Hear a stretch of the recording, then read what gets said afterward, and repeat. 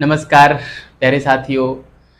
Maharshi Dayanand Saraswati university में PhD प्रवेश 2025 को लेकर जो साक्षात्कार प्रक्रिया चल रही है उसके दूसरे चरण में ज्योग्राफी विषय के साक्षात्कार चल रहे हैं। इतिहास विषय के हो चुके हैं, हिंदी और पॉलिटिकल साइंस के होने बाकी हैं। बहुत सारे साथियों का मेरे पास मैसेज आ रहा था कि सर ये बता दीजिए कि अभी ज्योग्राफी में क्या क्या पूछा जा रहा है, तो हमें एक थोड़ा सा आइडिया लग जाएगा। तो फिर मैंने सोचा कि चलो कुछ साथियों से पूछ के और आप लोगों तक सूचना पहुंचा दी जाए। तो मैंने कईयों को मैसेज किया जो मेरे संपर्क में थे और साक्षात्कार दे के आए। तो उन्हीं की ज़बानी आज मैंने उनसे जो सुनी है उसी बात को मैं मेरी ज़बानी आपके तक पहुंचाने का मैं प्रयास करूंगा। एक सूचना देना चाहूँगा, जो भी साथी साक्षात्कार देने जा रहे हैं उनके मन में एक प्रश्न ज़रूर रहता है कि क्या पूछा जाएगा, सामान्य प्रश्न क्या पूछे जा सकते हैं, क्या हमारा ड्रेस कोड होना चाहिए, कैसे हमको जवाब देना है, कैसे एंट्री करनी है, कैसे बाहर निकलना है। कोई प्रश्न नहीं आ रहा तो उसका जवाब कैसे देना है, ड्रेस कोड क्या होना चाहिए, बालों की स्टाइल क्या होनी चाहिए। देखिए ये छोटी छोटी चीज़ें हैं लेकिन ये हमारी पर्सनालिटी को बहुत ज़्यादा प्रभावित करती हैं, खासकर जब हम साक्षात्कार देने जाते हैं। तो चाहे ये साक्षात्कार भले ही एडमिशन का क्यों ना हो, हमें इसको सीरियस लेके ही जाना चाहिए क्योंकि एडमिशन होना भी बड़ा मुश्किल है। जितने साथी जेआरएफ पास होते हैं ना उसके 50% भी पूरी जेआरएफ नहीं उठा पाते हैं ना, इसलिए छोटी सी गलती भारी पड़ सकती है। आपको वो गलती नहीं करनी है।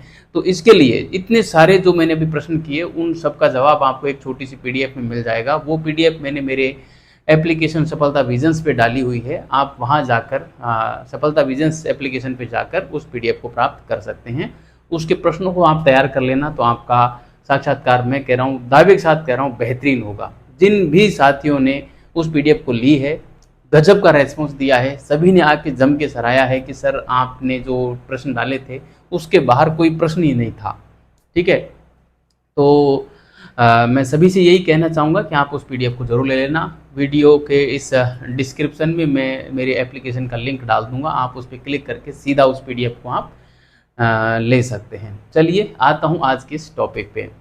प्यारे साथियों, आज जो पूछा गया, आज एक दो प्रश्न नए पूछे गए जो अब से पहले किसी भी साथी ने मेरे से नहीं कहा था कि सर ऐसा भी पूछा जा रहा है। तो उस प्रश्न की भी मैं बात करूँगा और आप लोगों को अलर्ट रहना है कि इस प्रकार का प्रश्न आपसे पूछा जा सकता है। ठीक है, तो देखिए आज जिस साथी से बात हुई उसने बताया कि सबसे पहले तो उनसे ये पूछा गया कि आपने ग्रेजुएशन और पोस्ट ग्रेजुएशन कहाँ से की, है ना। ये एक बेसिक प्रश्न है, लगभग सभी से पूछा गया है और आज फिर पूछा गया है। ठीक है, शुरुआत में ही उनका साक्षात्कार था, आज दिन की जो शुरुआत होती है उसी में ही, तो उनसे काफ़ी अच्छे सवाल, ठीक ठाक सवाल पूछे गए थे।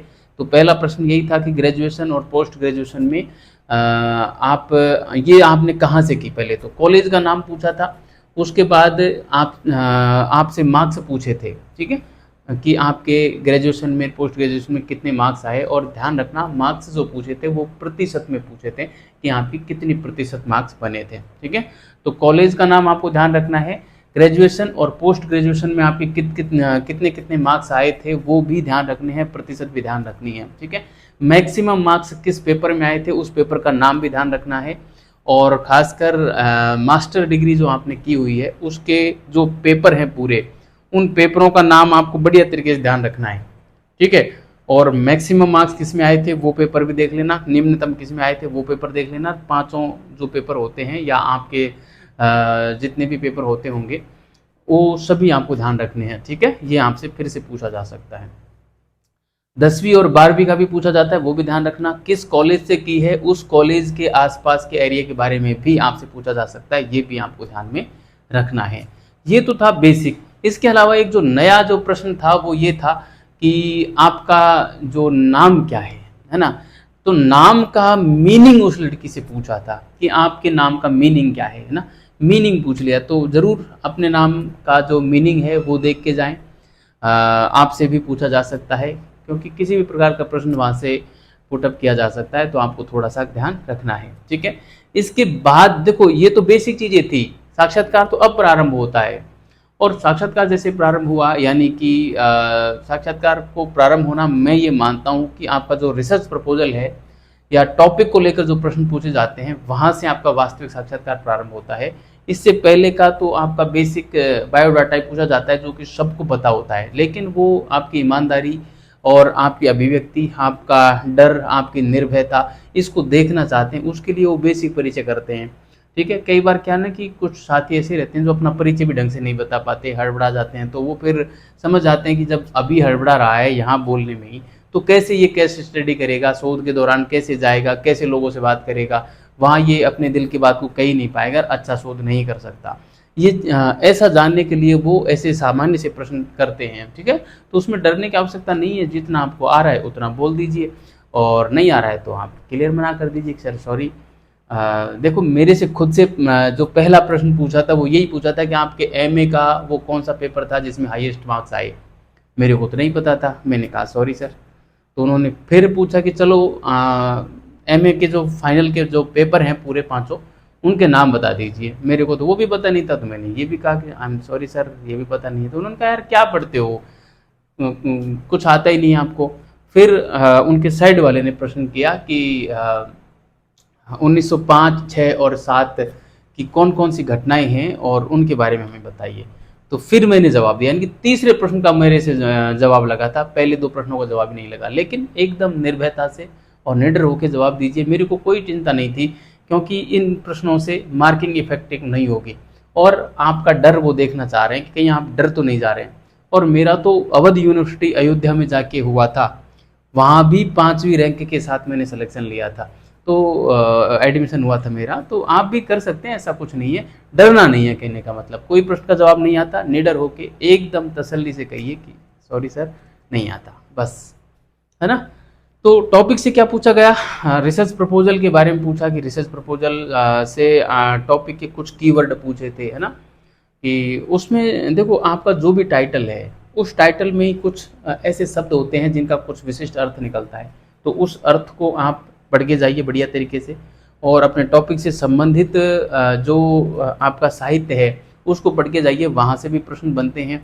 ठीक है, और आप रिसर्च क्यों कर रहे हैं, आपकी हाइपोथेसिस क्या होगी, आप किन टूल्स का उपयोग करेंगे, ये तो बेसिक प्रश्न है जो आपसे बिल्कुल पूछे जाएंगे।